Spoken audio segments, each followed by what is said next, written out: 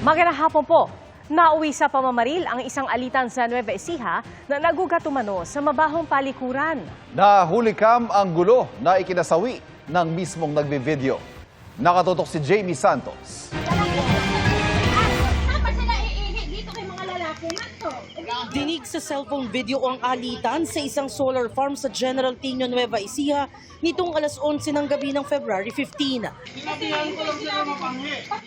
Tumindi ang tensyon nang makipagtalo ang isa pang lalaki sa kulukuhan ng video. Hindi. Nandito na nga siya, Teo. Nandito na nga siya. Hanggang nauwi ito sa pamamaril. Uy, ba't mo minumura? Napatakbo ang nagbe-video na si John Michael Magtuto at kanyang mga kasamahan.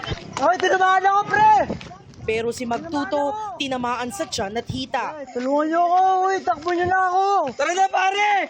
Isinugod ang biktima sa ospital sa General Tino, pero nang ilipat sa ospital sa Cabanatuan, di na siya umabot ng buhay.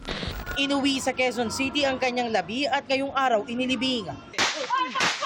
Batay sa investigasyon, parehong dayo sa lugar ang grupo ng suspect na subcontractor sa pag-install ng solar panel at ang grupo ng biktima na taga-install ng solar panel.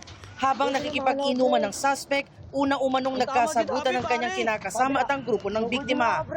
Ang ugat ng gulo, mabahong palikuran.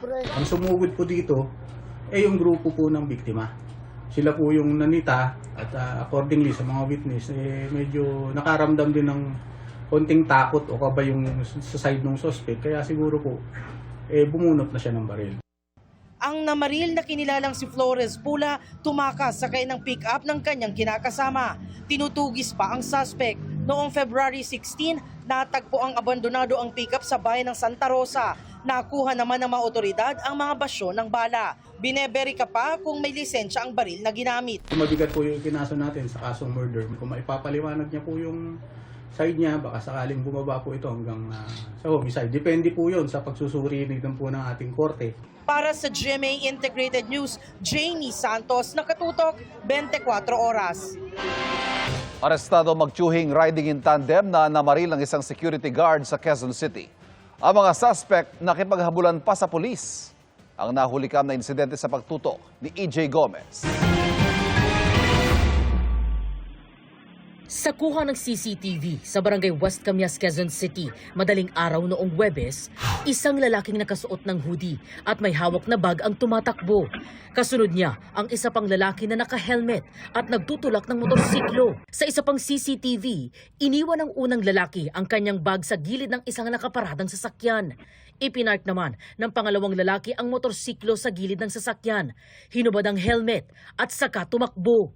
Kasunod nito ang pagdaan ng isang police mobile. Ilang sandali pa, tumakbo pabalik ang unang lalaki pero hindi na siya naka-hoodie. Bumalik rin ang pangalawang lalaki at muling nagsuot ng helmet.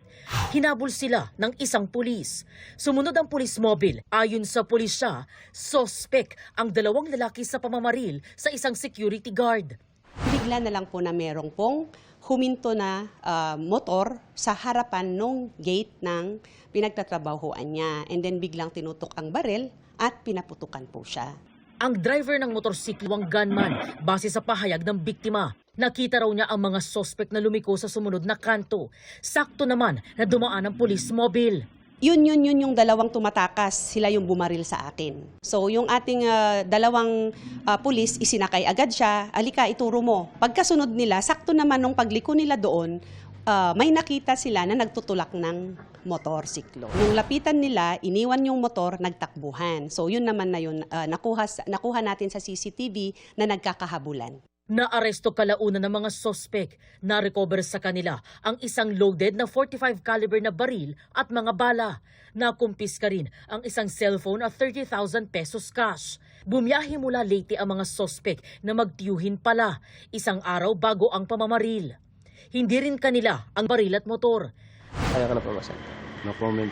Nakadetain ang mga suspect sa custodial facility ng Anonas Police Station at nakaharap sa mga reklamong frustrated murder, illegal possession of firearms and ammunition, at use of motorcycle in the commission of crime. Para sa GMA Integrated News, EJ Gomez, nakatutok 24 oras.